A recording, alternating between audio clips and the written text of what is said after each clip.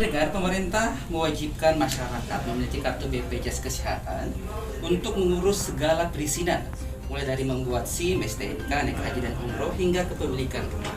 Pemerintah berkilah langkah ini dalam rangka optimalisasi pelaksanaan program jaminan kesehatan nasional dan keberlangsungan program JKN. Kebijakan pemerintah ini menuai pro dan kontra karena kebijakan ini seakan memaksa masyarakat untuk menjadi peserta BPJS. Lantas apa sebenarnya hubungan BPJS Kesehatan dengan jual beli tanah hingga dijadikan sebagai syarat wajib pengurusan? Bersama saya Imran Bate di studio sudah hadir dua narasumber saya. Yang pertama adalah Bapak Dr. Haji Muhalis STMH, Kepala BPN Bone. Selamat siang Pak Dokter. Selamat siang. Dan juga ada Ibu Indira Asis Rumah Lutur, Kepala BPJS Kesehatan Tampolan. Selamat siang Ibu Indi. Selamat siang. Sehat semuanya? Sehat, alhamdulillah. Terima kasih sudah mengundang kami untuk dialog bersama DRRI Bone terkait dengan prosedur penerbitan sertifikat tanah sekaligus polemik. Ini saya masih memilih diksi polemik nih Ibu Indi karena sampai sekarang juga masih banyak yang menganggap ini ini hal yang agak miris katanya gitu. Nanti akan kita dengarkan penjelasan Bu Indi. Baik, saya ke Pak Dokter dulu nih, Kepala BPN Bone. Sebenarnya mengenai sertifikat gitu ya. Sekarang kan sudah banyak sekali program-program inovasi kesempatan, sudah bagi-bagi sertifikat tanah gitu ya, menunjukkan bahwa sebenarnya sekarang lebih mudah gitu untuk mendapatkan sertifikat tanah. Tantangannya adalah masih banyak masyarakat yang merasa bahwa ribet dan sulit untuk membuat sertifikat tanah. Bagaimana tanggapan Pak? Saya kira begini, memang kalau di masyarakat sekarang masih banyak image yang menyatakan bahwa mengurus sertifikat itu lama, mahal. Itu karena tentunya pengalaman masa lalu, dan tentunya bukan cuma dari BPN semuanya penyebabnya, bisa juga dari pihak-pihak lain, calo. Ini kan banyak juga yang berkepentingan di BPN. Terus kalau sekarang dengan adanya program-program pemerintah, bukan cuma PSN ya, program strategis saja yang dipermudah, rutin pun kami permudah.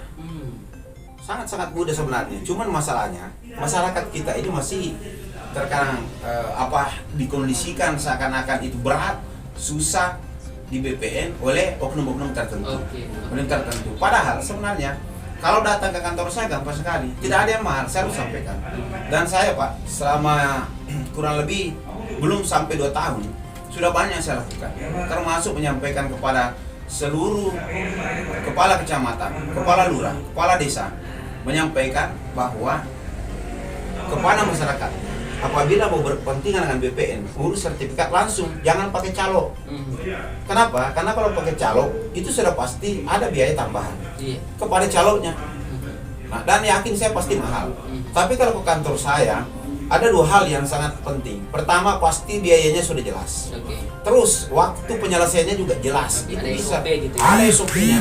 Tapi kalau melalui pihak lain, pihak ketiga, itu nggak ada jaminan. Kenapa? Karena yang terjadi, banyak yang menerima saja uang, tidak didaftar. Terakhir nanti didaftar, kita tunggu, baru mereka komplain kenapa lama, padahal baru didaftar. Yang jelas seperti itu. Nah, terus dalam proyek-proyek sekarang, sudah berapa tahun? Kurang lebih 5 tahun sekarang, sudah ada namanya PTSL. Itu PTSL sangat mempermudahkan masyarakat.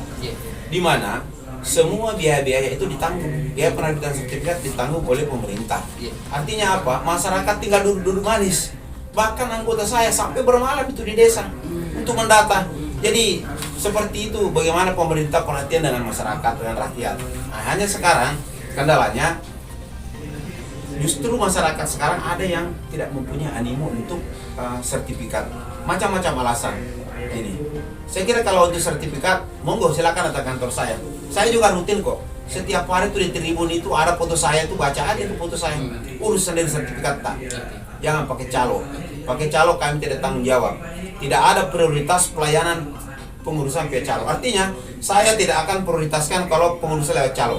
Mending saya yang langsung. Dan di BPN sendiri memang sudah transparansi sekian yang dikeluarkan begitu untuk penerbitan sertifikat tanah ya Pak? Oh iya Pak, jelas sekali.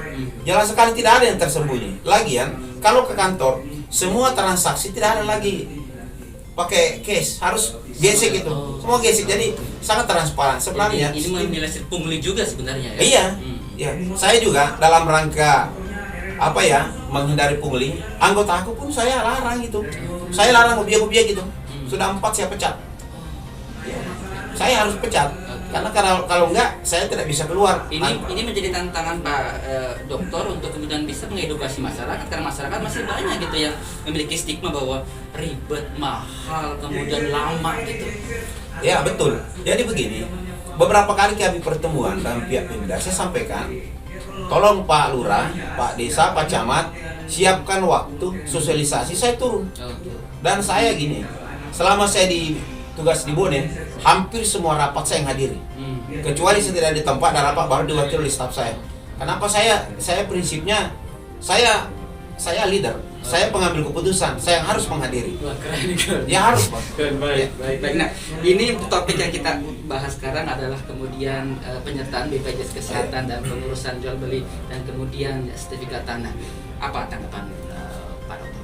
Yang pertama tanggapan saya, ya di negeri kita ini kalau ada hal yang baru pasti polemik. Ya kan? Karena ini kemarin saya ngomong-ngomongnya sama kepala BPJS. Jadi salah satu mungkin budaya kan, sebenarnya budaya tidak bagus ya. Kebiasaannya itu setiap ada yang baru yang muncul itu adalah negatifnya dulu gitu. Selalu ada kontroversi iya, gitu ya. negatifnya dulu, Iya. padahal belum tentu kan. Padahal kalau kita melihat, saya kira ini suatu hal yang baik yang dilakukan oleh pemerintah. Iya. Artinya apa? Ini memberikan kesempatan kepada masyarakat yang belum sempat ini mungkin waktunya tidak ada ngurus BPJS. Tapi kemudian banyak bertanya, apa sih hubungannya ngurus tanah, jual beli tanah, sertifikat tanah sama BPJS gitu? Nah, kalau itu sebetulnya tidak ada hubungannya secara langsung, tapi manfaatnya ada. Oke. Kalau hubungannya memang, kalau ngurus tanah ada hubungan tuh dengan BPJS, tapi manfaatnya ada. Kenapa mungkin pemerintah melakukan itu? Menganggap bahwa belum sepenuhnya masyarakat Indonesia ini yang melaksanakan program BPJS itu, sehingga tentu pemerintah juga tidak bisa memaksa dengan beberapa cara. Nah, salah satu cara adalah bagaimana dengan menitipkan kepada BPN supaya masyarakat mempunyai keinginan untuk ya menjadi anggota BPJS. Dan ini kan penting. Kalau dulu nggak ada tuh masyarakat punya BPJS yang di paling swasta kan. Ya sekarang pemerintah yang fasilitasi. Dulu kami aja yang PNS itu punya askes. Yang orang kadang-kadang masyarakat enak kalau PNS sakit pakai askes. Nah sekarang berikan sarana malah ya. Tapi mungkin edukasi yang perlu ke masyarakat ini mungkin. Baik. Ini tantangan juga nih, Iya. edukasi Ibu Indi. Bu Indi gimana tanggapan?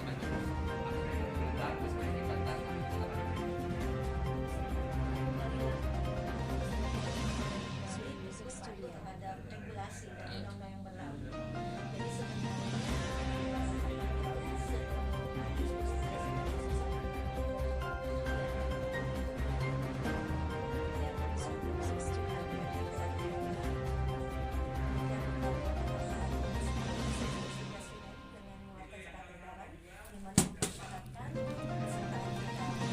terkait dengan regulasi baru ini, Kepres ini, dalam 1-2 hari ini masyarakat masih ada yang kebingungan nggak sih mengurus sertifikat tanah dan atau jual beli dengan tambahan regulasi ini? Baik, jadi begini, kalau kita melihat regulasi ini sebenarnya yang ditekankan itu adalah jual beli. Oke. Jual beli artinya apa? Kalau ini berjalan dengan baik, jual belinya ini sebetulnya nggak ada masalah di BPN. Kenapa? Artinya pada saat terjadi transaksi jual beli, PPAT, baik PPATS camat maupun PPAT notaris, harusnya itu sudah mewajibkan itu. Iya. Jadi begitu terjadi transaksi, jangan dulu tanda tangan akte kalau belum disiapkan semua kelengkapan termasuk kartu BPJS. Iya. Nah kalau nanti toh di tanggal 1, 2 dan seterusnya masih ada AJB yang tidak mempersyaratkan nanti BPJS, kami akan tegur itu PPAT. Berarti tidak taat asas. tidak comply. Iya, karena kami sebenarnya hanya menerima pekerjaan itu. Kan pada saat buat akte jual beli, PPAT yang tanda tangan.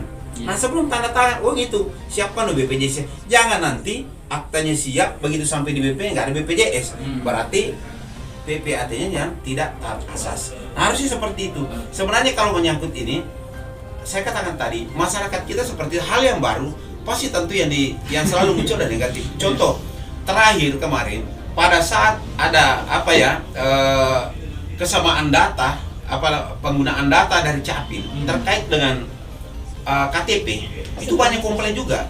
Kenapa tiba-tiba regulasi mempersyaratkan bahwa sekarang begitu masuk mendaftar di BPN kita sudah harus integrasi data dengan Capil. Sinkron data. Sinkron harus Capil. Jadi ternyata muncul beberapa kasus misalnya ada orang namanya Dinol terus namanya lain di aplikasi gitu. Contoh ada nama yang paling ini saya harus sampaikan kemarin bisa sampaikan orang itu namanya Ilyas.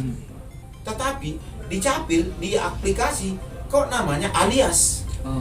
Tertolak terus.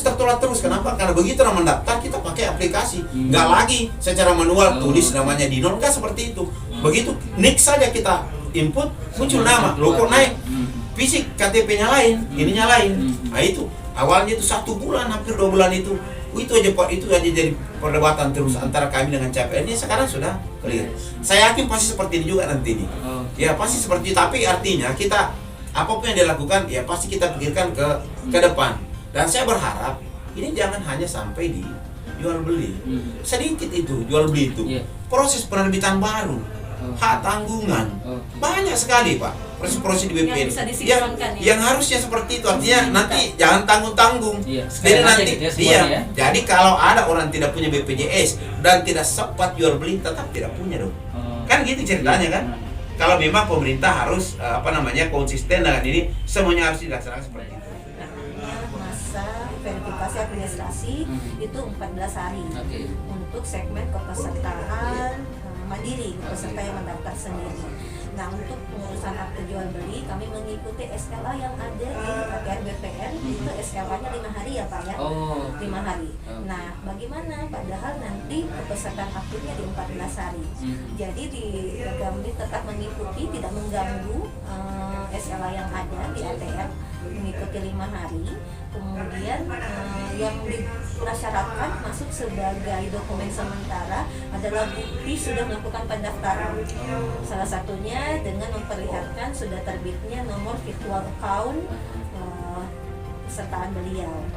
Nah, nanti sehingga proses jual beli dan transaksi yang ada di ATR BPN tetap berjalan dengan SL 5 harinya, dan nanti kami menindaklanjuti pada saat di 14 hari untuk memastikan di hari ke-14 beliau melakukan pembayaran dan masuk sebagai pesertaan aktif. Jadi sama sekali tidak akan mengganggu SLA yang ada sehingga janji ATR BPN untuk layanan publik cepat tidak akan terpengaruh gitu benar, ya. cepat, valid, kemudian pasti itu tetap berjalan sebagaimana. Gitu ya. Saya lihat di bodi ini sudah mulai, tapi tidak signifikan. Kebetulan saya pernah jadi ketua Satgas Mafia Tanah Sulsel. Saya kepala bidang penanganan sengketa. Jadi saya tahu betul karakter. Kalau saya lihat di bodi belum sampai kepada praktek-praktek mafia. Dan sebenarnya proses peran di mafia tanah itu kan. Jadi gini, kalau mau peran di mafia tanah, Pak, yang pertama pasti dia ada jaringan. Saya belum melihat ada jaringan di bodi. Tetapi kalau calon-calon di Bone saya sudah kantong semua namanya. Iya, saya tahu kok siapa yang beroperasi di Kecamatan Libura, Lapri, terus yang ke arah Dua Bocoe, Tanusia Tinggi, yang di dalam kota ada semua namanya. Saya tahu karena setiap saya nanda tangan sertifikat, kok nama ini selalu muncul, saya lihat oh ini dia ini. Jadi saya sudah tahu.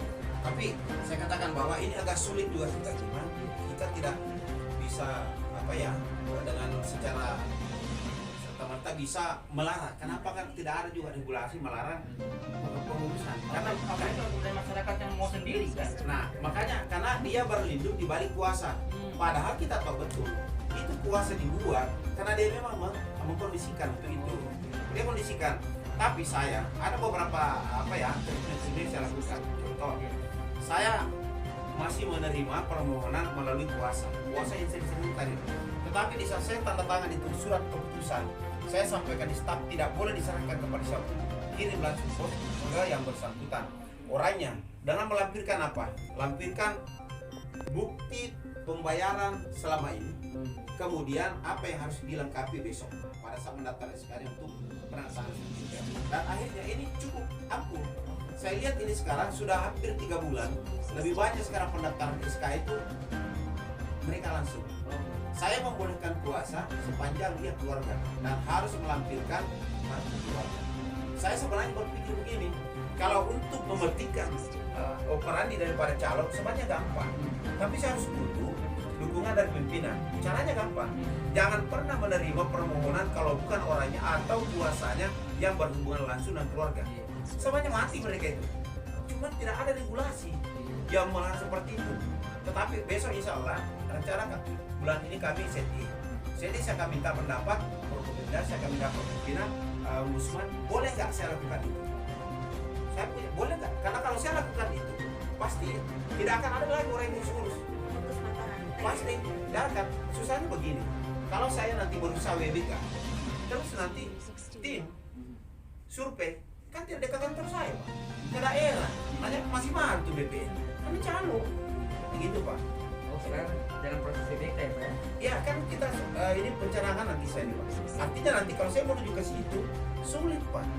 Karena surveinya itu tim itu bukannya ke kantor saya. Kalau di kantor saya Pak, saya sudah sampaikan. Jangankan orang Pak, orang luar, staf saja tidak boleh Anda keluar masuk di ruang staf lain. Urusanmu apa? Karena saya tahu kalau ada yang kasakusu berarti oke. Iya Pak. Saya keras Pak. Saya seperti itu. Dan ini menjadi hal yang sulit Pak Dokter, karena hal-hal seperti ini sebenarnya zaman dulu kerap terjadi sebenarnya. Iya, tapi kita harus mulai dari yang baik Pak, dan mulai dari kita sendiri. Kalau saya larang percaloan Pak, kepala kantor juga terberhenti. Kan gitu Pak. Kalau saya ngobrol, impossible. Baik, Pak Dokter, apakah sebenarnya sertifikat tanah itu bisa disalahgunakan Pak? Maksudnya?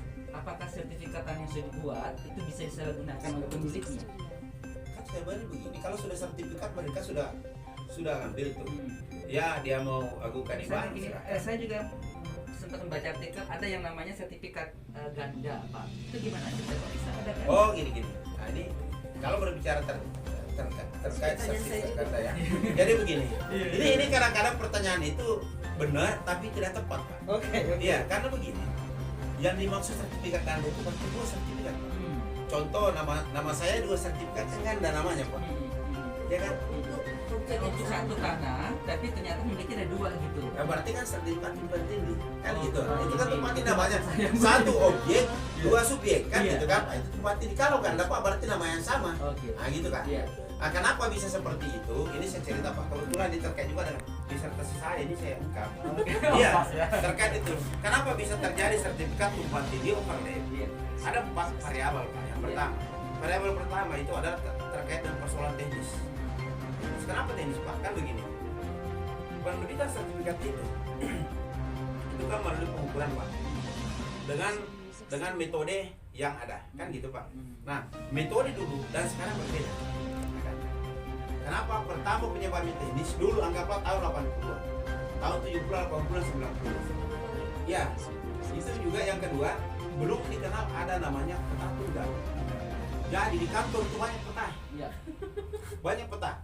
Nah itu faktor pertama. Sehingga begini, pada saat ini saya sampaikan kepada masyarakat yang namanya peraturan kita harus patuhi.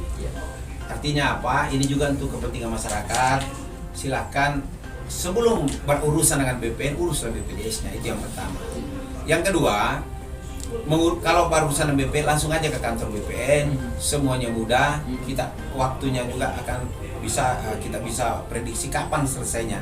Yang penting tidak ada masalah, tidak ada persoalan, masalah apapun pasti kita bisa selesaikan dengan cepat. Jadi tidak ada, jadi saya sampaikan satu yang paling penting, jangan pakai calo. Urus sendiri. Baik. Terima kasih Pak Dokter. Ibu ini silakan Bu, ini closing statementnya terkait dengan kekhawatiran masyarakat dan segala macam, silakan.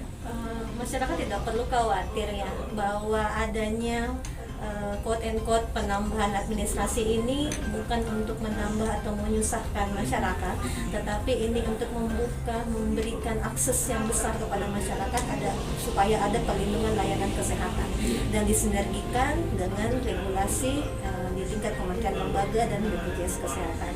Dan harapannya seperti tadi pengurusan sertifikat tanah cepat pasti, demikian juga pengurusan JKN cepat pasti dan insya Allah valid, dan itu memberikan perlindungan layanan kesehatan kepada masyarakat supaya risiko pada saat masyarakat sakit, Bapak Ibu sakit itu bisa terlindungi, dan mendaftarlah jauh sebelum Bapak Ibu melakukan pengurusan pelayanan publik, jauh sebelum, dan bergotong royong jauh sebelum Bapak Ibu sakit. Baik, dan seiring dengan pemberlakuan regulasi ini juga BPJS Kesehatan juga akan terus berbenah untuk meningkatkan pelayanan, begitu ya? Pasti, absolutely. Absolutely, thank you so much Miss Indi.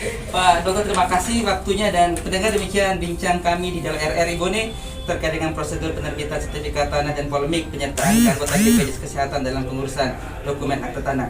Dan semoga saja ada pencerahan yang Anda peroleh, dan insya Allah nanti kita akan berbincang-bincang dengan waktu dalam topik yang lebih menarik lagi. Regulasi baru ini, Kepres ini, dalam 1-2 hari ini masyarakat masih ada yang kebingungan nggak sih mengurus sertifikat tanah dan atau jual beli dengan tambahan regulasi ini? Baik, jadi begini, kalau kita melihat regulasi ini, sebenarnya yang ditekankan itu adalah jual beli. Oke. Jual beli, artinya apa? Kalau ini berjalan dengan baik, jual belinya ini sebetulnya nggak ada masalah di BPN. Kenapa? Artinya pada saat terjadi transaksi jual beli, PPAT, baik PPATS camat maupun PPAT notaris, harusnya itu sudah mewajibkan itu. Jadi begitu terjadi transaksi, jangan dulu tanda tangan akte kalau belum disiapkan semua kelengkapan termasuk kartu BPJS. Nah, kalau nanti toh di tanggal 1, 2 dan seterusnya masih ada AJB yang tidak mempersyaratkan nanti BPJS, kami akan tegur itu PPAT. Berarti tidak taat asas. Tidak comply. Iya, karena kami sebenarnya hanya menerima pekerjaan itu. Kan pada saat buat akte jual beli, PPAT yang tanda tangan. Nah, sebelum tanda tangan, itu siapkan BPJS. Jangan nanti aktenya siap, begitu sampai di BP nggak ada BPJS. Berarti PPAT-nya yang tidak taat asas. Nah, harusnya seperti itu. Sebenarnya kalau menyangkut ini, saya katakan tadi, masyarakat kita seperti hal yang baru, pasti tentu yang selalu muncul dan negatif. Contoh, terakhir kemarin, pada saat ada kesamaan data, penggunaan data dari Capil terkait dengan KTP, itu banyak komplain juga. Kenapa tiba-tiba regulasi mempersyaratkan bahwa sekarang begitu masuk mendaftar di BPN, kita sudah harus integrasi data dengan Capil. Sinkron harus Capil. Jadi ternyata muncul berapa kasus misalnya ada orang namanya Dinol, terus namanya lain di aplikasi gitu. Contoh ada nama yang paling ini saya harus sampaikan, kemarin bisa sampaikan, orang itu namanya Ilyas, tetapi di Capil di aplikasi kok namanya Alias. Tertolak terus. Kenapa? Karena begitu orang mendaftar, kita pakai aplikasi, nggak lagi secara manual tulis namanya Dinol, nggak seperti itu. Begitu nik saja kita input, muncul nama, logo naik, fisik KTP-nya lain, ininya lain. Nah itu awalnya itu 1 bulan, hampir 2 bulan itu aja Pak, itu aja jadi perdebatan terus antara kami dengan CPN. Ini sekarang sudah clear. Saya yakin pasti seperti ini juga nanti ini. Ya pasti seperti itu, tapi artinya kita apapun yang dilakukan ya pasti kita pikirkan ke depan. Dan saya berharap ini jangan hanya sampai di jual beli. Sedikit itu jual beli itu. Proses penerbitan baru, hak tanggungan, banyak sekali Pak proses-proses di BPN yang harusnya seperti itu. Artinya nanti jangan tanggung-tanggung. Jadi nanti jadi kalau ada orang tidak punya BPJS dan tidak sempat jual beli, tetap tidak punya dong. Kan gitu ceritanya kan. Kalau memang pemerintah harus konsisten dengan ini, semuanya harus dilaksanakan seperti itu.